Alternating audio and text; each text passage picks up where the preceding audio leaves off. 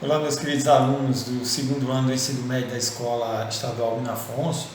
Espero que todos vocês estejam bem e continuando com as medidas de prevenção ao coronavírus, pois só assim conseguiremos vencer essa pandemia, né? Vamos permanecer firmes e fortes aí nas medidas de prevenção para que a gente consiga esperar vivos até a chegada da vacina. Nós temos uma nova etapa do ensino e na formação educacional de vocês, que é a educação à distância, certo?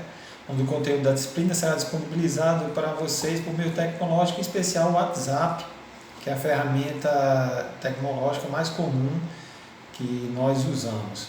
Mesmo assim, o conteúdo apresentado nessa videoaula será disponibilizado na plataforma da Escola Digital do SIGEDUC. Se alguém tiver acesso, poderá ir lá verificar também tudo que foi mandado nessa videoaula aí para vocês através do WhatsApp, certo? Espero que possamos interagir da melhor forma e principalmente continuar nossa parceria professor-aluno e aluno-professor. Para início de conversa, nós temos que nada mais, nada menos que recapitular o que foi apresentado no início das aulas, quando a gente ainda tinha a oportunidade de estar presencialmente juntos.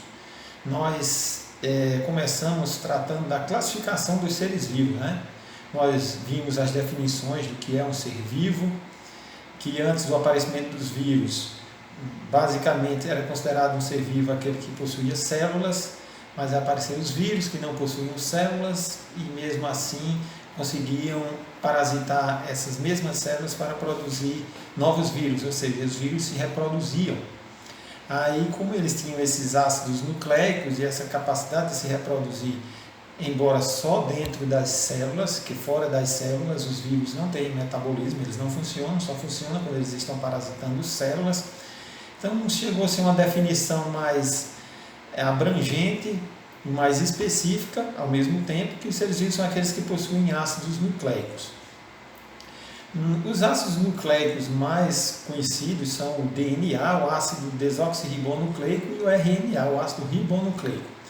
Os ácidos são formados por numerosos grupos chamados nucleotídeos. Nesses nucleotídeos a gente vai encontrar um fosfato, uma molécula, né? No caso, uma molécula de fosfato, uma de açúcar e uma de base nitrogenada, certo? De maneira geral, os ácidos são responsáveis pelo controle das características e pelo funcionamento das células, certo? O DNA que se localiza nos genes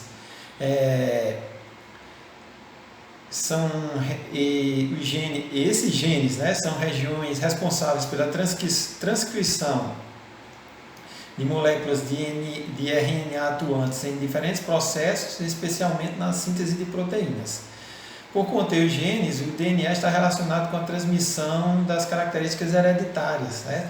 As características que são transmitidas dos pais para seus descendentes.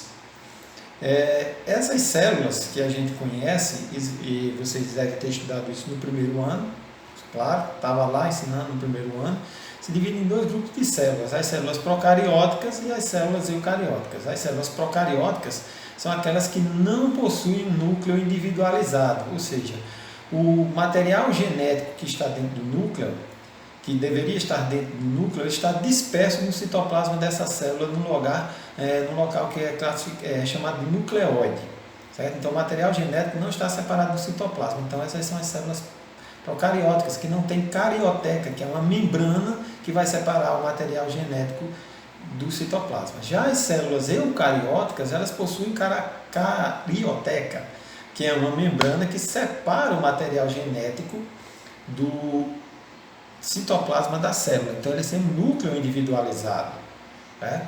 Essas células, elas se reproduzem, todos os seres vivos se reproduzem, certo? Sejam os seres vivos mais simples até os mais complexos, e essa transmissão dessas características genéticas, desse material genético, podem sofrer mutações, ou seja, podem sofrer alterações. Só que essas alterações são aleatórias, elas não acontecem de uma maneira programada. Se essa mutação trouxer para esse ser vivo uma característica que facilite a vida dele, ou seja, que permita com que ele se adapte melhor ao ambiente onde ele está vivendo, é claro que essa mutação vai permanecer e ser transmitida para seus descendentes. Né? Então, isso aí vai permitir que esse ser vivo sobreviva ao ambiente. Né? E essas mutações permitem que haja uma variação nas características dos indivíduos, certo? No patrimônio genético desses indivíduos, e se essas características, como já falei, forem favoráveis à permanência desses seres vivos, certo? Essas modificações poderão fazer, através da seleção natural, certo? Que vai agir sobre esses indivíduos e vai fazer com que eles sejam selecionados por essas condições do ambiente, ou seja, aqueles indivíduos que apresentam as condições e características favoráveis à sobrevivência em determinado ambiente têm uma chance maior de se reproduzir e deixar descendentes justamente com aquela característica que foi obtida através de uma mutação. Certo? A ação dessa seleção natural sobre esse grupo de indivíduos, como eu já falei, ela modifica a variabilidade do patrimônio genético da população, uma vez que algumas características hereditárias são positivamente selecionadas e outras não. Isso faz com que, ao longo do tempo, os indivíduos apresentem modificações em relação às gerações passadas, podendo formar grupos distintos. Isso aí é o que a gente chama de evolução e que a gente vai ver mais para frente, porque a evolução é um processo que facilita a formação de novas espécies. Os seres vivos eles são classificados, certo? A área da biologia que utiliza, que faz com que haja uma classificação dos seus seres vivos de acordo com o patrimônio, o parentesco evolutivo desse ser vivo é chamado de sistemática. Né? No mapa que a gente vai ver a seguir, vocês vão entender como se chegou a esse tipo de classificação dos seres vivos. Para classificar os seres vivos, foram criadas regras de nomenclatura na taxonomia, né, que é o ramo da biologia, que classifica e organiza os seres vivos em categorias. Quem teve essa brilhante ideia foi um cientista sueco chamado Linneu, certo? Que criou o sistema Naturae de categorias taxonômicas que a partir de 1735 foi evoluindo até os padrões que a gente tem hoje em dia. O padrão que a gente tem hoje em dia, você pode decorar aqui pela essa junção das iniciais, que é o reficlofage. Re de reino, fi de filo, CL de classe, O de ordem, FA de família, G de gênero e E de espécie. Então, os seres vivos são distribuídos nesse sistema de classificação que vai do domínio até a espécie, certo? Anteriormente, a gente tinha o limite aqui máximo era o reino, só que agora novas teorias agruparam os seres vivos numa posição mais abrangente, que é chamada de domínio. Então, o ser vivo vai ser classificado, ele vai pertencer a um reino, dentro desse reino ele vai pertencer a um filo, dentro desse filo ele vai pertencer a uma classe, dentro dessa classe ele vai pertencer a uma ordem, dentro dessa ordem ele vai pertencer a uma família, dentro desse gênero ele vai pertencer para a parte de uma espécie. Qual é essa regra de nomenclatura? A nomenclatura dos seres vivos, ela tem as seguintes regras. O nome da espécie vai ser escrito em latim, certo? Que é uma língua que é comum em todo local do planeta. Não poderia ser escrito em inglês, não poderia ser escrito em português, porque cada país tem seu idioma. Mas o latim ele é comum a todos os países do mundo. Então, onde você chegar e falar alguma palavra em latim, desde que a pessoa saiba latim, ela vai entender. Não interessa se ela só falar francês, certo? E, biologicamente falando, a pessoa vai entender que você está falando de determinado ser vivo, por causa desse nome científico. Então, esse nome científico ele é binominal, ou seja, duas palavras fazem parte desse nome científico. Nós temos o epíteto genérico, que representa o gênero, e o epíteto específico, que representa a espécie, certo? Vale lembrar que nós temos aqui o nome científico Homo sapiens, que é o nome científico do ser humano. Então, Homo vai representar a espécie, Homo vai representar o gênero, e Homo sapiens a espécie. Não é Homo o gênero e sapiens a espécie. Homo é o gênero e Homo sapiens é a espécie. Para estabelecer essa relação entre os seres vivos, nós poderemos criar cladogramas que representam a relação evolutiva entre o grupo de seres vivos, que é o que a gente vai ver aqui na próxima apresentação.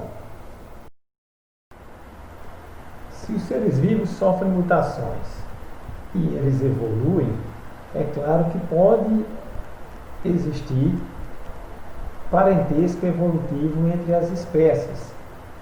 Esse parentesco evolutivo entre as espécies pode ser exemplificado num diagrama que nós chamamos de cladograma. Esse cladograma, ele representa o parentesco evolutivo entre as espécies ou entre determinado grupo de seres vivos, da maneira que você possa representá-los nessa forma de diagrama. Um exemplo aqui do parentesco que a gente pode utilizar é o famoso parentesco do ser humano. Antigamente se dizia que o homem veio do macaco, certo? Evolutivamente falando, o homem não veio do macaco, é óbvio, mas eles têm um ancestral comum. Nesse cladograma que vocês verificam aqui, nós temos como representar isso que eu acabei de falar.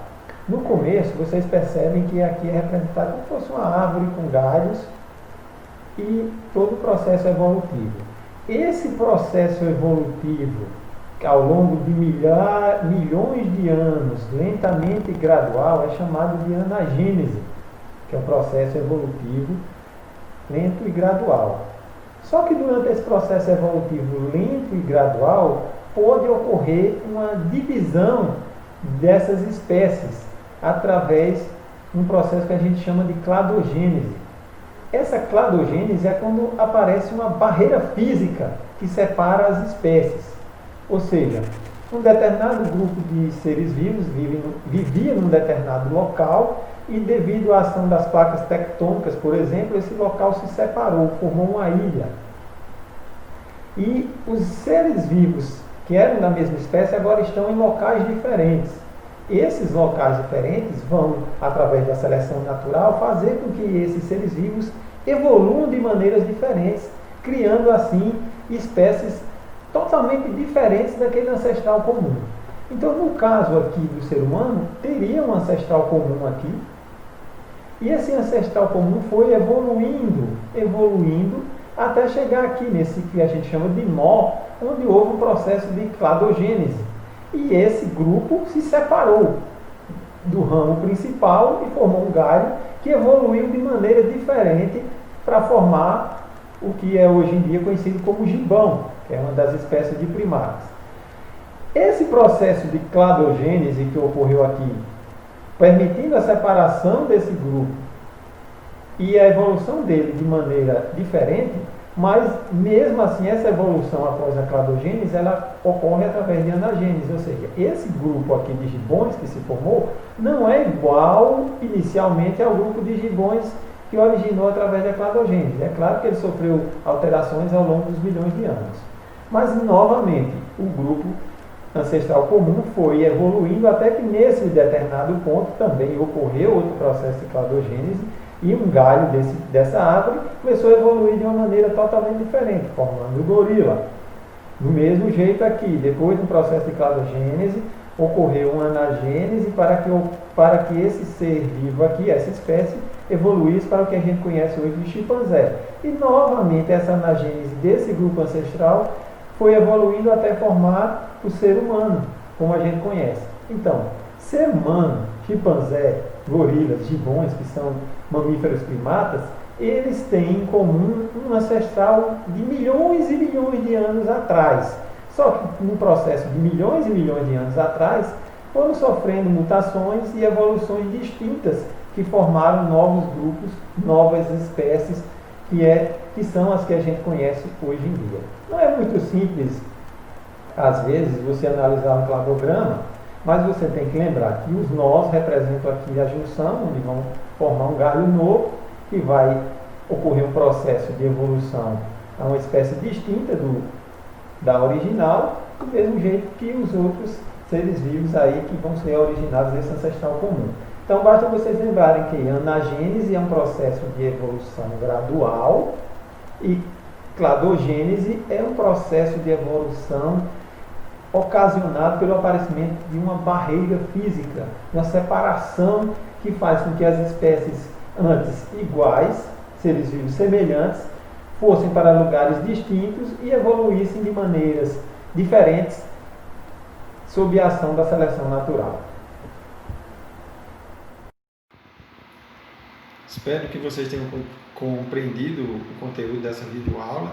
Estarei à disposição aí no grupo aí para esclarecimentos e também para postar aí correções das atividades que serão passadas para vocês, tá certo? Um bom estudo para todos vocês e até a próxima aula.